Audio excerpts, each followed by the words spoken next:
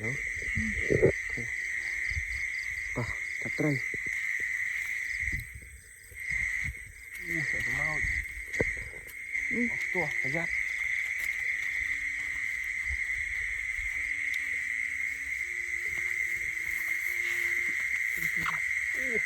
Đây ra này. Can phơi, cái chặt. Can phơi.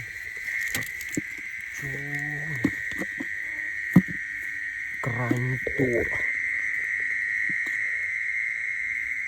Tua.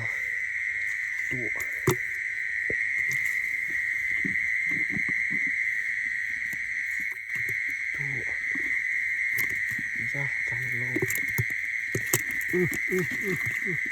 Một cái này tao vô thông mà tụi bê chứ. Một đây nó thông chơi vậy.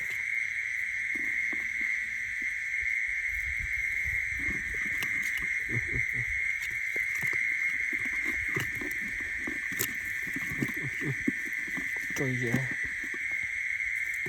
Sẽ thấy tụ. Crank.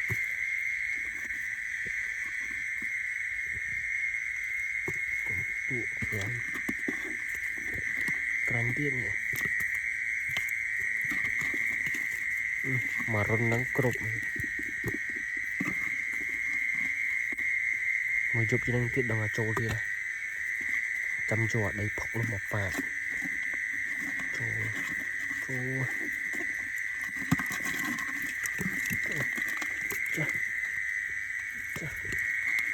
Trong chân vinh.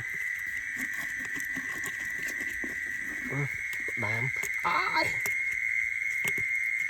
Đám mà vô bỏ sao.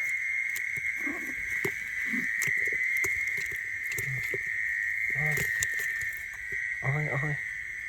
Ok, bàn bên đây em.